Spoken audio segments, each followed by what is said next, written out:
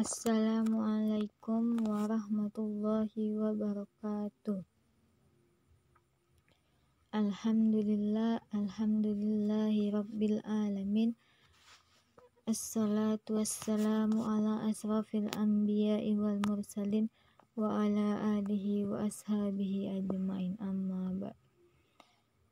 Pertama-tama marilah kita ucapkan syukur kepada Allah Subhanahu wa ta'ala karena hari ini kita dapat belajar pendidikan agama Islam. Salawat berangkaikan salam kita hadiahkan kepada Rasul kita, Nabi kita, Nabi Muhammad Sallallahu Alaihi Wasallam, yang mana syafaatnya kita surah Al-Qari'ah, Al-Qari'ah, Mal-Qari'ah, wa ma adraka mal-Qari'ah, yauma yakunun nasu kal farasil mabsus wa takunul jibalu kal ihnil manfus fa amma man syaqulat mawazinu fahuwa fi isyatir radiyah wa ma man khafat mawazinu fa ummuhu hawiyah wa ma adraka ma hiya narun hamiyah, yang artinya hari kiamat. Apakah hari kiamat itu? Tahukah kamu apakah hari kiamat itu? Pada hari itu manusia seperti dan gunung-gunung seperti bulu yang dihambur-hamburkan. Dan adapun orang-orang yang berat timbangan kebaikannya, maka dia berada dalam kehidupan yang memuaskan. Dan adapun orang-orang yang ringan timbangan kebaikannya, maka tempat kembalinya adalah neraka hawiyah. Dan tahukah kamu apakah neraka hawiyah itu? Yaitu api yang sangat panas. Asbabun Nuzul. Surah Al-Qari'ah adalah surat ke-101 dalam Al-Quran. Surat ini terdiri dari 11 ayat, termasuk surat Makkiyah. Di manakah surat Al-Qari'ah yang berarti hari kiamat? Nama surat ini diambil dari ayat pertama. Al-Qari'ah merupakan satu-satunya nama surat ini, tidak memiliki nama lain. Surat Al-Qari'ah merupakan surat ke-30 yang turun kepada Rasulullah Sallallahu Alaihi Wasallam, yakni turun setelah surat Quraisy dan sebelum surat Al-Qiyamah. Sedangkan secara urutan mushaf, ia merupakan surat ke-101, yakni setelah surat Al-Adiyat. Jika surat Al-Adiyat diakhiri dengan uraian tentang hari kiamat, surat ini juga berbicara tentang hari kiamat sejak awalnya. Jika surat Al-Adiyat diakhiri dengan isyarat pertanyaan, kapan terjadinya itu? Surat ini menjelaskan bahwa ia akan terjadi pada hari kiamat yang disebut Al-Qari'ah, yakni suara keras yang memekakkan telinga. Tafsir surah Al-Qari'ah. Secara umum, surat ini menjelaskan kedahsyatan hari kiamat, mulai dari suara yang sehingga kondisi manusia dan gunung-gunung, lalu diakhiri dengan kesudahan manusia berdasarkan timbangan amalnya masing-masing, masuk surga atau neraka. Ayat 1. Hari kiamat. Kata Al-Qari'ah berasal dari kata qara'a, yang berarti mengetuk. Suara menggelegar yang diakibatkan oleh kehancuran alam sangat keras hingga seakan mengetuk lalu memekakkan telinga, bahkan hati dan pikiran. Namun semua peristiwa besar yang mengecam juga dinamakan Al-Qari'ah, baik disertai suara keras maupun tidak. Ibnu Katsir menjelaskan Al-Qari'ah adalah nama lain dari kiamat. Sebagaimana juga disebut Al-Haqqah, At-Tammah, As-Saqqah, Al-Khatsiyah, dan lainnya. Ayat 2 dan 3. Al-Qari'ah ayat 2. Mal-Qari'ah. Tahukah kamu apakah hari kiamat itu? Pengulangan kata ini menggambarkan rasa heran dan mengecam, seakan-akan secara sederhana diilustrasikan pintu yang diketuk keras. Tidak seperti selama ini, sehingga ditanyakanlah siapa yang mengetuk itu. Ayat ketiga. Wa ma adraka mal qari'ah. Tahukah kamu apakah hari kiamat itu? Kalimat ma adraka adalah ungkapan yang digunakan Al-Quran untuk menggambarkan kehebatan sesuatu yang sulit dijangkau hakikatnya. Umumnya redaksi kalimat ini digunakan untuk alam metafisika seperti surga dan neraka. Juga hal-hal yang luar biasa seperti Lailatul Qadar dan Al-Aqabah. Kalimat ini sekaligus merupakan takkid, kalimat penguat untuk memberitahukan betapa dahsyatnya hari kiamat. Ayat 4. Yauma yakunun nasu kal farasil mabsud. Pada hari itu manusia adalah seperti anai-anai yang berterbangan. Selain diartikan anai-anai, kata al-faras juga diartikan belalang yang baru lahir. Mereka saling menindih dan bergerak ke berbagai arah yang tidak menentu. Syekh Wahbah Az-Zuhaili menjelaskan bahwa al-faras adalah hewan bersayap yang bodoh dan bingung jika ada di atas api.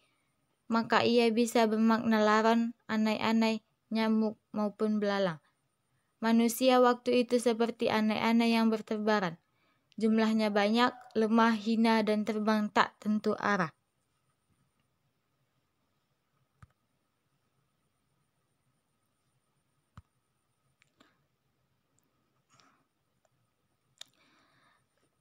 Ayat ke-5. Wa takunul jibalu kal ihnil manfus. Dan gunung-gunung adalah seperti bulu yang dihambur-hamburkan. Kata al-in artinya adalah bulu. Ada pula yang memahaminya bulu yang berwarna merah dan warna-warni. Sebagaimana ditegaskan oleh surah Fatir ayat 27. Gunung-gunung yang beraneka warna itu karena perbedaan materi yang dikandungnya. Jika materinya besar, warna dominannya adalah merah. Jika materinya batu bara, warna dominannya adalah hitam. Jika materinya perunggu, warna dominannya kehijau-hijauan.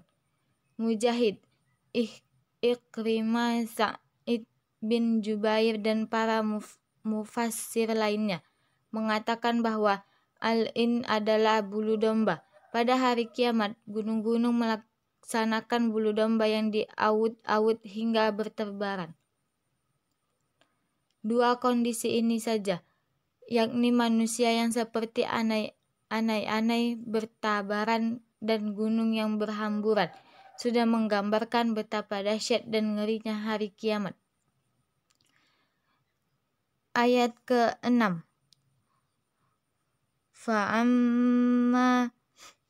Fa'amma man thaqulat mawazinu. Dan adapun orang-orang yang berat timbangan kebaikannya. Kata mawazin merupakan bentuk jamak dari mizan, yang artinya timbangan. Mayoritas ulama berpendapat bahwa amal kebaikan dan kejahatan masing-masing orang ditimbang. Maka yang berat itulah yang menentukan kebahagiaan dan kesengsaraan di akhirat. Ketika menafsirkan ayat ini, Ibnu Katsir menjelaskan, maksudnya adalah timbangan amal kebaikannya lebih berat daripada timbangan amal keburukannya. Setelah Allah menjelaskan sekilas dahsyatnya hari kiamat, Dia mengarahkan pandangan manusia untuk memperhatikan kesudahan mereka, bahwa nantinya mereka akan ditimbang amalnya dan nasibnya akan tergantung pada amal yang ditimbang itu. Ayat ke-7 dan ke-8. Fahuwa fi isyatir radiyah. Maka dia berada dalam kehidupan yang memuaskan. Kata isya merupakan bentuk tunggal, memberikan isyarat bahwa kepuasan dan kenyamanan hidup di akhirat itu bersambung. tidak terputus dan tidak berganti seperti di dunia yang kadang senang, kadang susah. Tempat yang demikian itu tidak lain adalah surga. Ayat 8. Wa ma man khafat mawazinu. Dan adapun orang-orang yang ringan timbangan kebaikan, yakni orang yang timbangan amal keburukannya lebih berat daripada timbangan amal kebaikannya. Ayat ke-9. Fa ummuhu hawiyah. Kata tempat kembalinya adalah neraka hawiyah. Kata ummuhu berasal dari kata amma ya'ummu yang artinya menuju. Ibu dinamai karena anak selalu menuju kepadanya. Dinamai imam yang seakar dengan karena ia dituju mata dan diteladani. Kata hawiyah berasal dari kata hawa yang artinya meluncur ke bawah. Dinamakan hawiyah karena neraka itu tempat yang rendah dan menghinakan. Qatadah menjelaskan bahwa orang itu terjatuh ke dalam neraka dengan kepala di bawah. Pada kedua perbandingan antara orang yang berat dan ringan timbangan amal kebaikannya ini, terdapat ihtiba, yakni membuang masing-masing persamaan yang terdapat pada kalimat yang lain. Kalimat yang dibuang di bagian pertama adalah, maka tempat kembalinya adalah surga. Sedangkan kalimat yang dibuang di bagian kedua adalah, maka dia berada dalam kehidupan yang menyusahkan. Ayat ke-10 dan 11. Ayat ke-10. Wa ma adra ma hiya. Tahukah kamu apakah neraka hawiyah itu? Seperti disinggung di ayat 3. Ma adraka digunakan terkait alam mata fisika yang pada ayat 10 ini adalah neraka. Ayat 11. Narun hawiyah, yaitu api yang sangat panas. Inilah hakikat hawiyah yang Allah jelaskan. Api yang sangat panas lagi sangat kuat nyala dan gejolak apinya. Panasnya api neraka 70 kali lipat dari panasnya api dunia. Sebagaimana sabda Rasulullah SAW.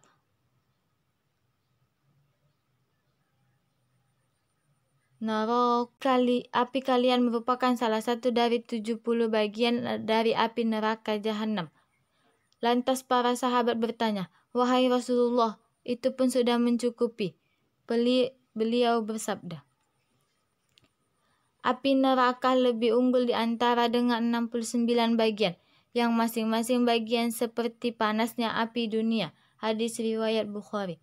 Demikian panasnya api neraka. Siksa paling ringan bagi penghuninya akan membuat otaknya mendidih. Sesungguhnya siksa penghuni neraka yang paling ringan adalah orang yang memakai 2 sendal dari api neraka hingga otaknya mendidih karenanya. Hadis riwayat Muslim. Sekian pelajaran agama Islam. Semoga dapat bermanfaat. Assalamualaikum warahmatullahi wabarakatuh.